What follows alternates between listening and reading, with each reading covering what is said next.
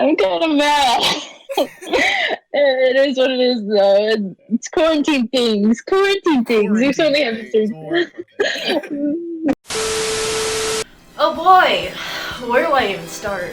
So I had a lot of technical difficulties during this episode, including losing an hour of footage.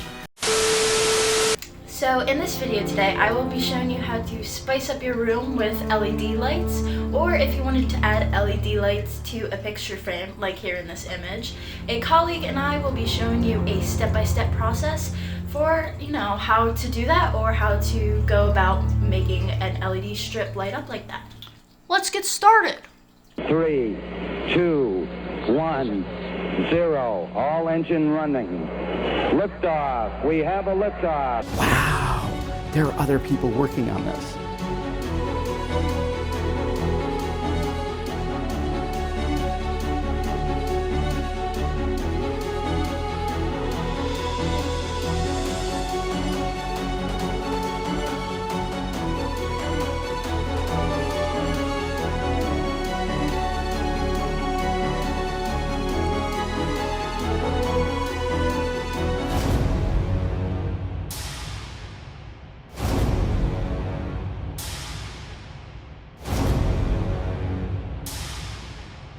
Tommy Nguyen is a Henfield High School student that is very interested in coding. Nothing really specific got me into programming, but I guess it's just my inquisitive nature, and it's just I wonder how things work. Like, how does this thing work? How does product X work, or how does product Y work? And eventually I kind of just landed on the question, how does this program work? And that kind of just snowballed.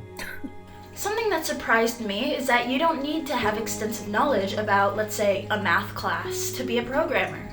So people think you need to be good at math to learn how to program, and I kind of disagree with that for a couple reasons. In programming, sure, you're gonna need to know how to add, subtract, divide, and multiply. Geometry also helps because geometry teaches you a lot of logic and how to think like a programmer.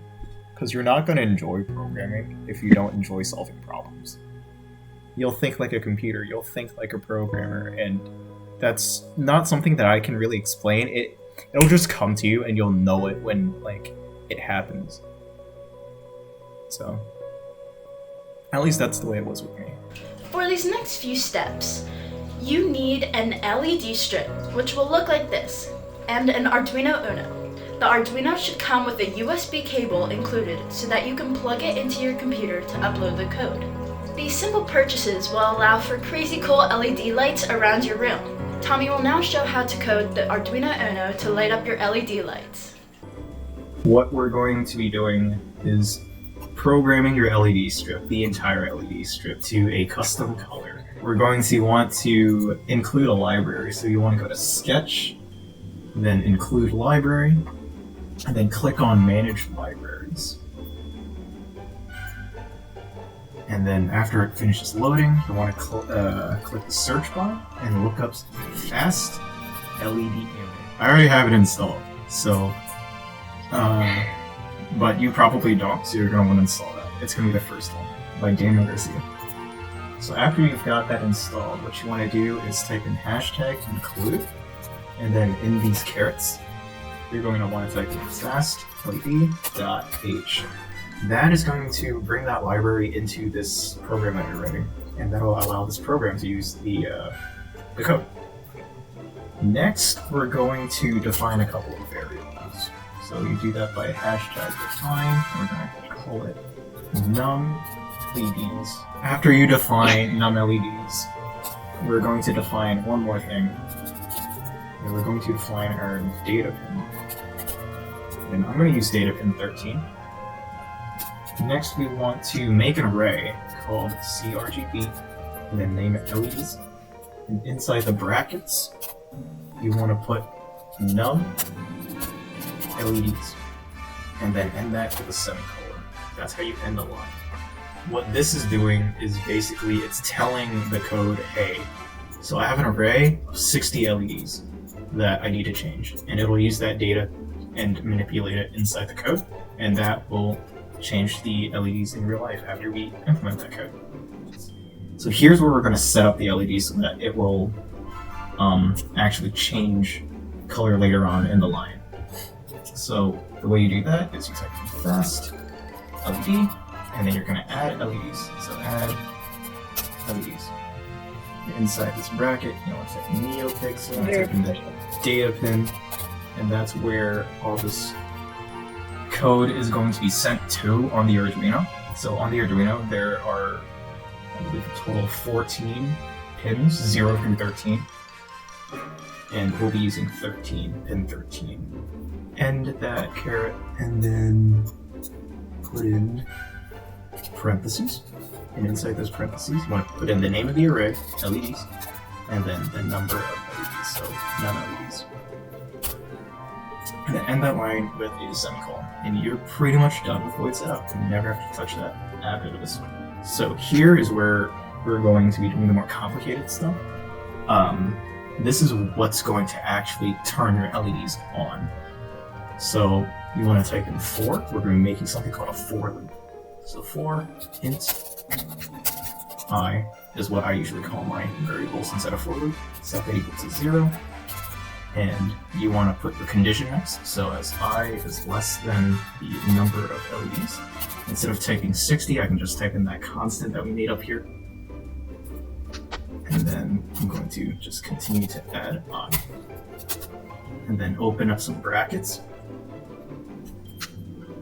Next, you want to type in the name of the array, so LEDs, which we got up here.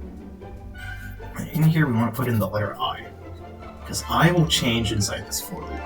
I'm not going to go into why it changes, but you're just going to have to trust my word that it changes. And that line right there will be huge in changing the actual LEDs on the strip itself. And then you want to set it equal to CRGB. And this is where we're going to be choosing a color.